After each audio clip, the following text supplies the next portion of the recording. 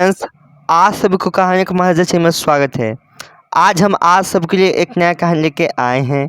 इस कहानी का नाम है हॉन्टेड हाउस। चलिए इस कहानी को सुनते हैं। मेरे पापा मुझे कितना बार मना किए कि मैं उस भूतिया घर में ना जाऊं, लेकिन मैं अपने पापा का एक भी नहीं सुना। जब मैं 10 साल का था तो मैं अपने मम्मी पापा के साथ एक घर में रहता था। वो घर बहुत बड़ा था, लेकिन उस घर में हर रात पैरों की छन छन का आवाज़ आता था। मेरे पापा पंडित को घर में बुलाते हैं। पंडित जब घर में आता है तो उसे महसूस होता है कि कोई इस घर में है। पंडित मेरे पापा को घर के बारे में बताता है। मेरे पापा बहुत डर जाते हैं। मेरे पापा और मेरी मम्मी मुझे लेकर इस घर को छोड़कर कहीं दूर नए शहर में एक घर में हम सब रहने लगते हैं। आज मैं 20 साल का हूँ और मैं जानना चाहता हूँ कि मेरे पुराने घर में ऐसा क्या है जो कि मेरे पापा को उस घर को छोड़कर नए घर में आना पड़ा।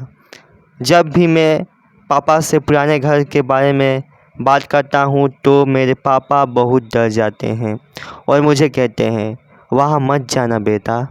अब तो मुझे जानना ही था कि मेरे पुराने घर में ऐसा क्या है। इसलिए मैं अपने पापा से झूठ बोलता हूँ कि मैं अपने दोस्तों के साथ पिकनिक पे जा रहा हूँ। मैं कार चला रहा था।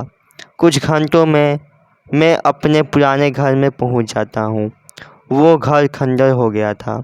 मैं अपने पुराना सा घर के अंदर चला गया।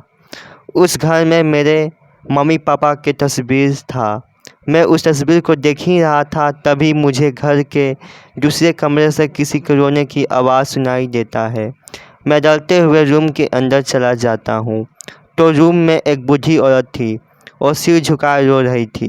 तभी वह बूढ़ी औरत मेरे तरफ देखती है।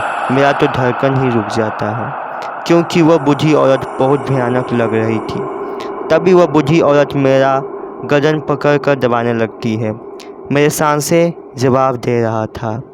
तभी मेरे पापा मम्मी आ जाते हैं। उनके साथ एक तांत्रिक थे।